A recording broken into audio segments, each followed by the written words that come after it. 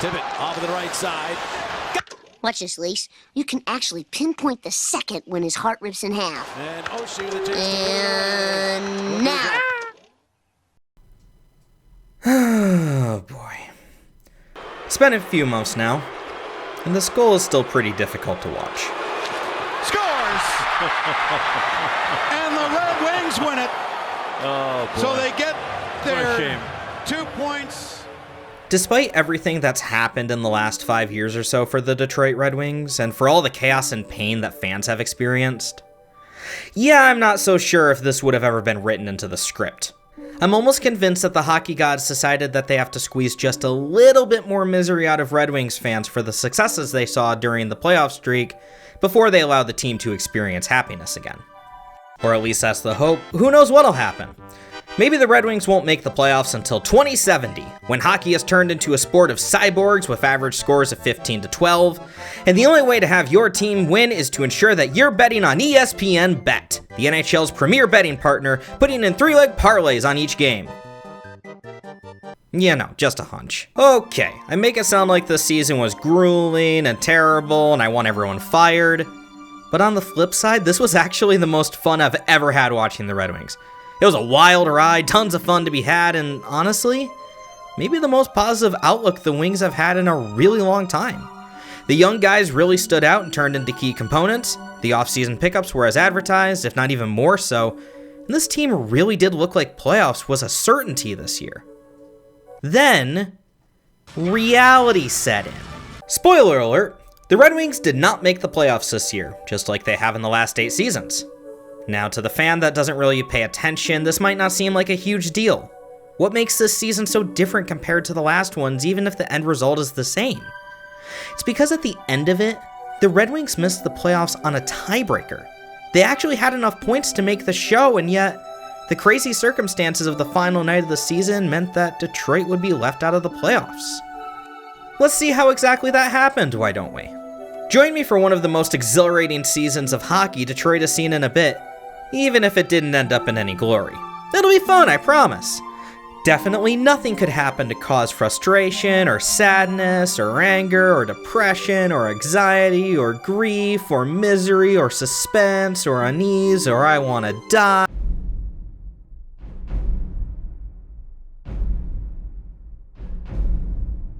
Very quick programming note. This video is being produced as a series of videos that details the history of the Red Wings from the end of the playoff streak to the current day. We're going a little bit out of order here, so if anything in the script seems a little misplaced, it's most likely just referencing something from the past. I wanted to get this video out now while the last season is still fresh. So, without further ado,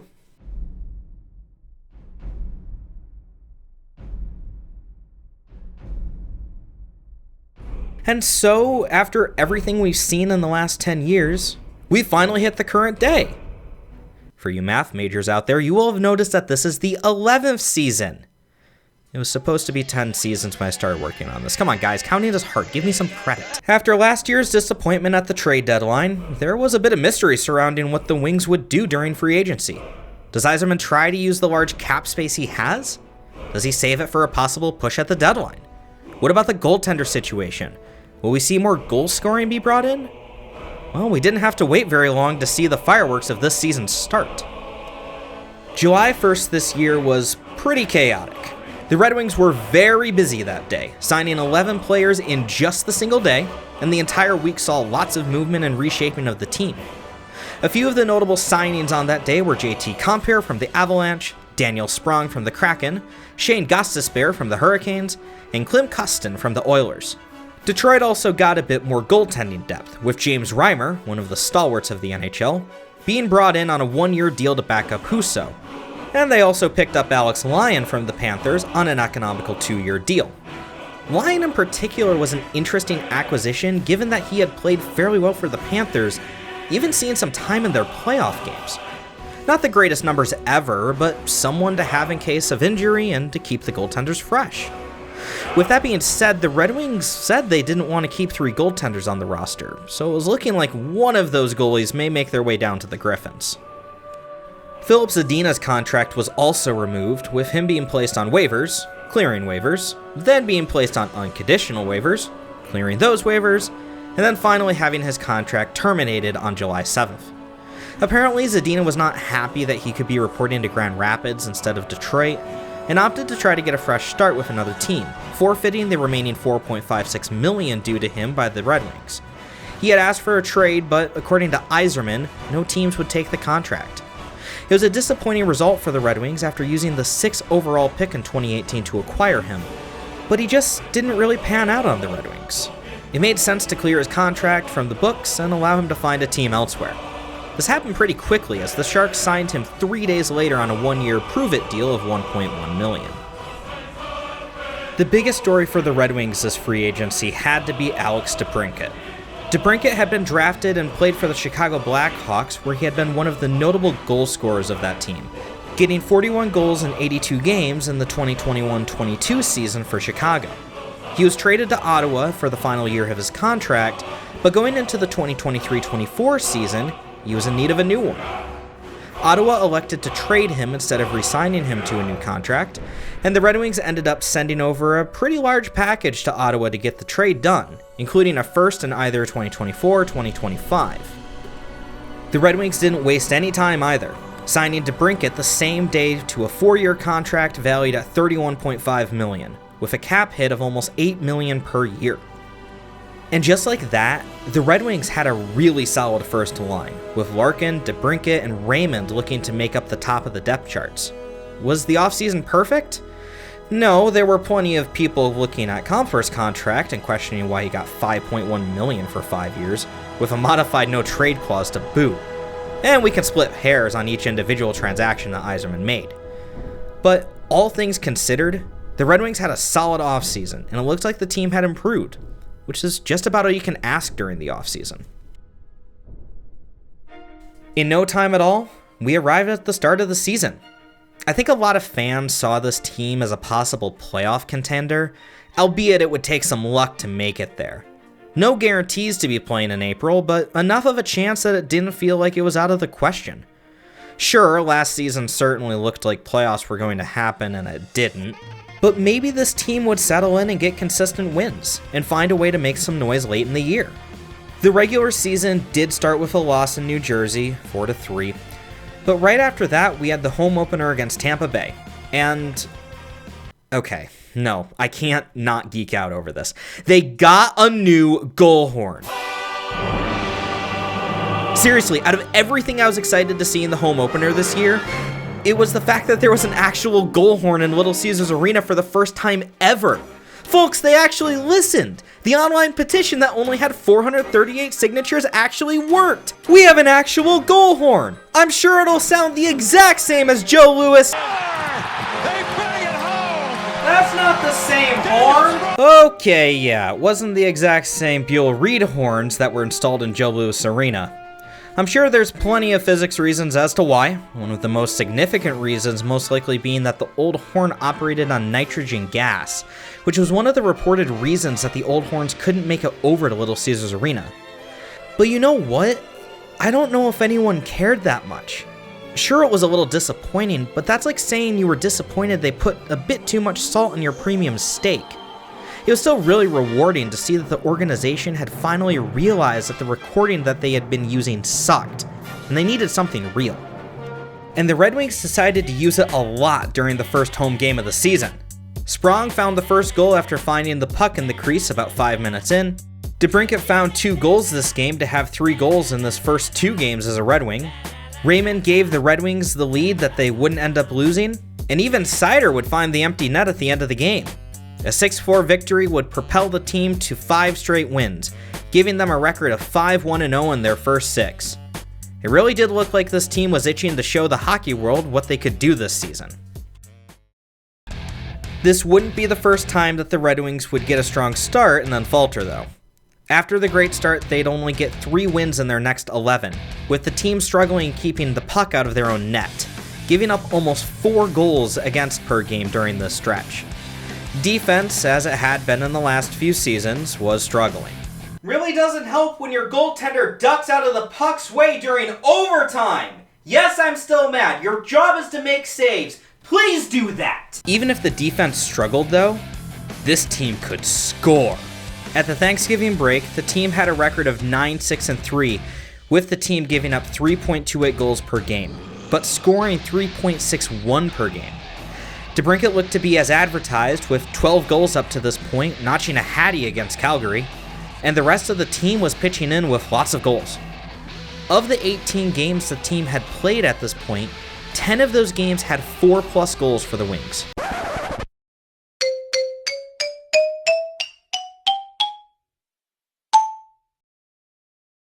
Come on, guys, count me this part. Give me some credit. So, 9-6-3 at Thanksgiving. Not fantastic, but the team did technically have a winning record. Playoff positioning at this point was an absolute logjam, with the only two teams being able to pull away slightly being the Bruins and Rangers at 31 and 27 points respectively. Boston was an anomaly at the time, having absolutely dominated this season so far with a record of 14-1-3. Guess who that only loss was to? For the rest of the teams in the East, you had Florida, Tampa Bay, Toronto, Detroit, Carolina, Washington, and Philadelphia all within 4 points of each other. Yeah, it was early on in the season, and there was plenty of time for things to shake out, but it was still much closer compared to what was happening in the West. The day after Thanksgiving, Detroit would once again give Boston another loss in their season, being the only team this season to beat the Bruins in regulation twice. That's 2 more than all the other teams. We'd also see arguably the biggest player transaction the Red Wings have seen during an active season in the last many years. Patrick Kane. For the hockey fans, you already know that this was a big deal for the Wings. For everyone else, you're asking, sorry, who? This whole situation deserves a bit of a rewind. Patrick Kane was, at this point, a veteran star of the NHL. Being drafted by Chicago in 2007, he would develop into one of Chicago's best forwards during the 2010s, spending 16 years with the team and winning 3 Stanley Cups with the Blackhawks during this time. He could consistently put up lots of points and, even at his age, would continue to be one of the best producers of his team. As Chicago would experience their own struggles though at the start of the 2020s, and as they elected to go through a full rebuild, it meant that their star players would be assets to gain draft capital. This meant that Kane would most likely be traded, and on February 28, 2023, he would be traded to the New York Rangers for a decent return in draft picks. With this being the final year of his current contract, Kane would continue to produce with the Rangers, albeit he had a weaker year overall that season. He scored a goal and got 5 assists in the 7-game first-round loss to the New Jersey Devils that year. And just like that, Kane would be a free agent looking for a new contract. During the offseason, Kane elected to get hip resurfacing surgery, which would mean that he wouldn't be able to play hockey for 4 to 6 months. It was also a slightly unconventional surgery for hockey players. Other players that had the surgery returned only for a short time in the NHL before calling it quits. So there was a bit of a concern that the surgery meant that he wouldn't be as productive or effective as he was before. It wasn't super common, so this could have simply been too small of a sample size. But this meant that there'd be questions as he re-entered the league. Around November, Patrick Kane was speaking to teams about getting a contract and coming back to playing hockey. He was talking to many different teams, including Buffalo, Dallas, Florida, Boston, Toronto, and of course, Detroit. We won't relive the entire situation here. All you really need to know is that the Red Wings won the Kane sweepstakes, and on November 28th, ended up signing him to a 1-year deal at $2.75 million. A fairly team-friendly contract, and a contract that seemed to respect both the veteran and the team's concerns about what he may be after his surgery. As all this finished up, we enter December with a win, another win, and then the first game for Kane. A game against San Jose, which just so happened to be a 5-goal night for Larkin. Nah, I'm just kidding. It's time for our first dose of suffering. This might be the strangest game the Red Wings had this year, just in terms of game flow. The Sharks this year were, to put it mildly, terrible. With a record of 7-17-2, they were the second worst team in the entire NHL, with only Chicago being worse. It would seem the Red Wings would win this easily on paper, right? Well, if you had watched halfway through the game, you may have thought just that. Despite 0 scoring in the first 29 minutes, the Red Wings would score 4 goals in 4:35, bringing the score to 4-0. And just as quickly, San Jose would end up getting 4 goals of their own in 5:29, including the first 2 goals being shorthanded. You would think when you score 4 goals within less than 5 minutes, that should mean you win, right? That wouldn't be enough, as the game would be tied at the end of 2 periods, 4-4. Detroit would get a 5th goal in the 3rd, but with 1:29 left, San Jose would tie the game and send it to overtime. Less than a minute in, the Sharks would find the back of the net to end the game 6-5 in one of their best victories that season, given who they were up against. Welcome back, Patrick Kane. It's like the misery of being on the Chicago Blackhawks never left. Okay, well, let's shake it off. Even the best teams have their moments, and the Red Wings look to be no different. Next game we had... It's loose, they jam away at it. Still loose, Freeman's got it. And Perron with Larkin down in their... The Heartstopper. This was not a fun thing to watch, especially in person. I was there at this game, and to say the entire stadium went silent once they realized that Larkin was entirely motionless, that's an understatement. It was an eerie atmosphere. It doesn't matter who it is, whether it's a star player, a fourth liner, someone you love or hate, you never want to see someone injured to the point of unconsciousness. Minor cuts, a bit of blood, maybe a broken nose after something like a fight is one thing. Seeing someone motionless on the ice is another.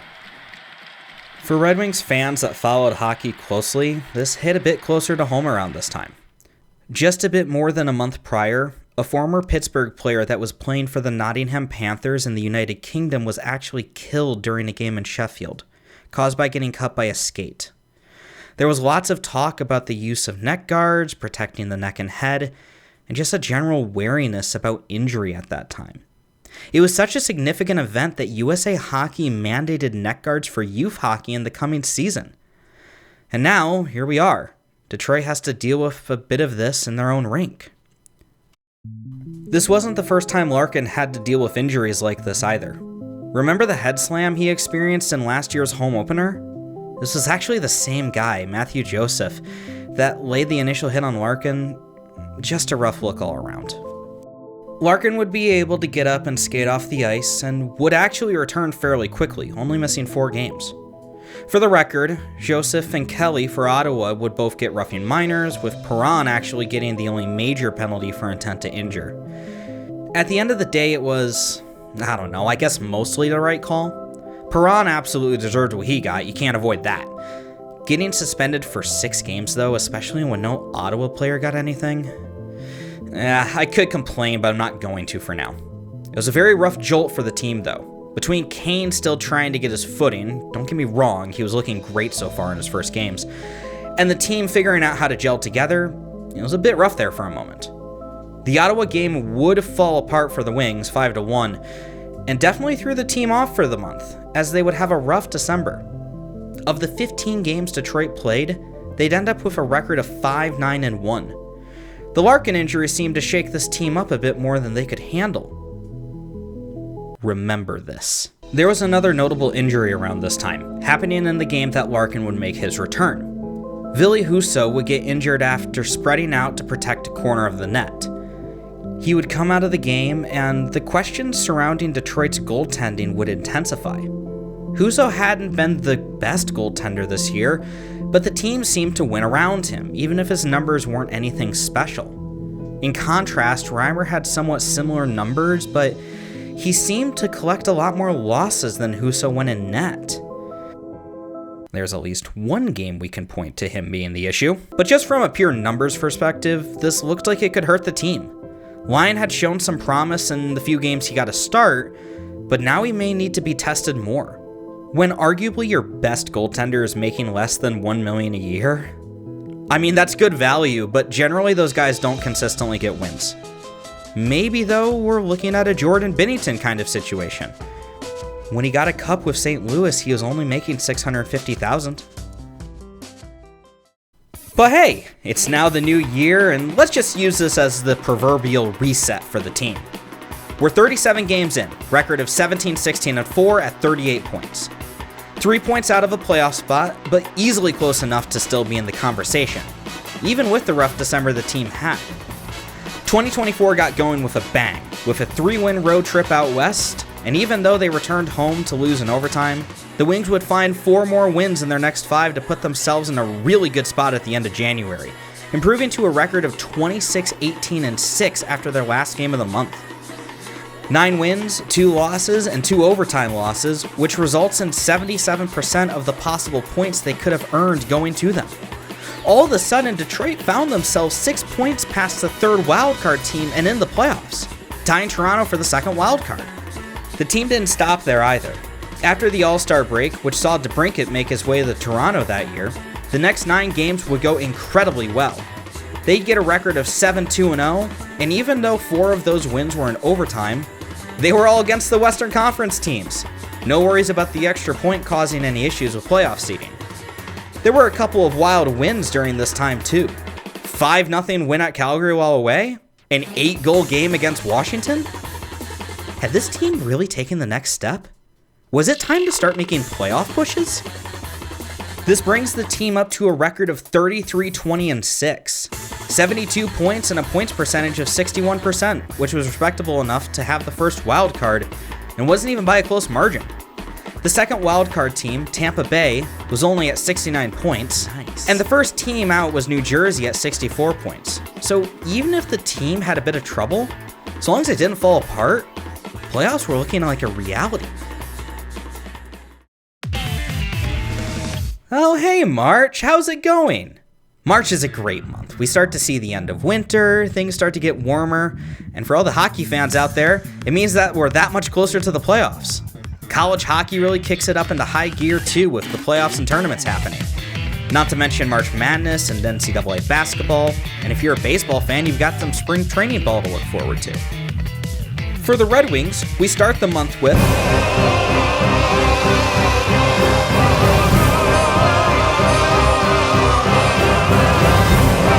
technically this happened on February 29th, but screw it, let's just call it March. History lesson time. The NHL, for the majority of its history, has not had advertising on the uniforms themselves. This may seem a bit strange to some sports fans, as many other leagues, especially ones in Europe, have advertising on their jerseys, pants, helmets. Hell, some teams have advertising basically baked into their team's brand. Ever heard of Emirates? They're not a team, that's the name of an airline. That's the jersey for the AC Milan Football Club. During the pandemic, as already discussed, the NHL allowed teams to place brand partner logos on team apparel, specifically starting with the helmets. Fast forward a few years, and with the power of capitalism, we now have sponsorships on jerseys. Many fans, myself included, how do I put this? Thought that this was a blatant cash grab for the sole purpose of milking more money out of a fan base's eyeballs that harmed the integrity of the jerseys that everyone purchases. That's probably the calmer of the two major opinions out there on this whole topic, honestly. The Red Wings, you know what, no, I can't even say just the Red Wings here. Chris Ilitch chose to give this jersey sponsorship to Priority Waste. Yes, the Red Wings chose to have their jersey be sponsored by a fucking trash company. Because nothing says top tier hockey team like being sponsored by literal garbage. Very quick disclaimer. Waste handling and public sanitation is a very important public service, and the people that work in this industry don't deserve any malice towards them. This is just a dumb bit, don't read too much into it. Of course, Priority is going to take their chance to sponsor the Red Wings in such a unique way, as they should. It's the Red Wings that I'm pointing any of the criticism at. With the ever so lovingly named Trash Patch making its way onto the jerseys, the Red Wings would stumble massively, getting an abysmal 3 wins in their next 15 games, which all started with a 7-game losing streak. This included losses to Arizona not once, but twice, only scoring 1 goal through both of those games. They got scored on 8 times in the same 2 games. This lined up with... Oh, come on, really? Larkin out again? I mean, it's not really his fault. Players get injured, but now? At the most critical point of the season? Of course, everyone at the time didn't think a ton of it. Lalonde even noted, we didn't handle it very well the last time Dylan was out. I think we'll respond a little better this time around. Oh, how wrong he was, because the team only managed 2 wins in the 9 games he was out. But then after Larkin returned, they only got 1 win in 5. at least 2 of whom were overtime losses. Everything just sucked in the month of March. Name something that could have gone wrong and it probably did. Detroit had poor offensive output, getting an average of 2.26 goals for per game compared to their season average of 3.39, more than a goal of offense per game lost. And defense plus goaltending wasn't much better at over 4 goals against per game. Keep in mind, this team was in a playoff hunt. Remember what we just said? 8-point lead compared to the third wild card on February 27th? Well, with the record of 3-10-2 that we just mentioned and only scoring 8 points, gonna be honest, as I'm writing this, it seems wrong to think that this team only got single-digit points in more than a month. The lead was entirely gone, now holding the third wild card at a record of 36-30-8. Let's dive into the standings here and understand where we're at. Remember, at this point, Detroit only has 8 games remaining in the season. As of March 30th, you have Boston, Florida, and Toronto in the Atlantic Division spots. Toronto had 93 points, so they could be caught, but Florida and Boston had 99 and 101 points respectively. The top 2 are probably a lock, it's just a matter of placement, so we won't pay too much attention to that. In the Metro, the New York Rangers and Carolina had over 100 points as well, so let's just leave them out of this equation. Washington gets the 3rd spot in the Metro, but look at who they're tied with. The wild card shakes out like this: Tampa Bay, Philadelphia, Detroit, New York Islanders, and New Jersey. Detroit was still the first team out, so it's not like they were super far behind, but the dominant position they had been in before was gone. Now they'd have to compete with the Flyers, Islanders, and Devils for that 2nd spot. Plus, Washington held the 3rd in the Metro by a tiebreaker, so technically Detroit could have one of those teams pull away and still have a chance at the first wildcard spot. Pittsburgh and Buffalo, though it would be a long shot, were still technically in the conversation too. Plus, a few of those games were against that list of teams, which meant losses were not an option from this point out. There's a lot of scenarios possible at this point, so we won't go into each one of them, not until there's only a couple of games left. But since we're going to be watching points very closely, let's really quickly go over how tiebreakers in the standings work. Here they are in order. Simple, I know! Honestly, it looks way more complicated than it actually is. First tiebreaker is who's played less games. Have the same number of points and played less than who you're tied with? You're technically ahead in the standings. At the end of the season, all teams will have played 82 games, so this is basically just for standings as we go through the season. Now we get to the ones that matter. The second tiebreaker is the number of regulation wins. This means wins that you got without going to overtime or shootout. At this point, the Red Wings had 25 of those. After that is regulation and overtime wins. Basically the previous number, but with overtime wins added. Not shootout ones though. Detroit had 34 at the time. After that, we're just on to the number of wins overall. There are more tiebreakers to go into, but we'll stick with those for now. We probably won't need to discuss the others. At least I hope. Be sure to like and subscribe for more content. No, we're not doing that. Hey, how's it going? Thanks for watching yet again. Just like last time, just want to give you a couple of thoughts at the end of this video. First and foremost, you will see that we did not cover the entire season. This is, hang on, what is my recording software saying? I have 57 minutes of audio recorded, and the vast majority of that will be used. There's some stuff that'll get clipped out, but a lot of that I'm going to use, and you can see this video is, let's see here, what is it, about like 25 minutes long, probably 26 or 27 by the time I'm done editing everything.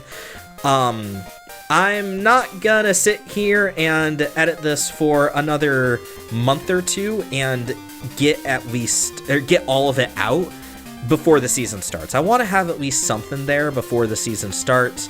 I think it's kind of fun to look back at last year. I've especially enjoyed doing that as I've written the script and gone through all the footage again. Just kind of hyping myself up for this season. Definitely is a little concerning just because the team didn't really move that much. I mean, obviously you're keeping Raymond and Seider, that's the big thing. The team doesn't look that drastically different compared to last year, right? So you hope for not the same result. Obviously, the Wings were close. A little bit of consistency is going to go a long way there, but just, yeah, you hope for better, right? Not that you even know what has happened so far. I mean, you know that the Red Wings missed the playoffs. You would have seen that at the beginning of the video. We're going to talk much more about all that next time. So there will be a part 2 to this. This is only going to be the end of part 1. Part 2 is going to go into April and kind of the finale of the season, which you'd be surprised we get another 15-20 minutes worth of content out of that. There's a lot that happened when you really break down each game and the playoff implications. It really was chaos. So if you want to see that, consider throwing a subscription here just to at least be notified when the next video is uploaded. Give a like as well. It really does help the reach of the video if people like it. You'd be surprised. But glad that if you're still listening to me yap, having a ton of fun doing this, and I hope to continue to keep doing it for you guys. And thanks for watching.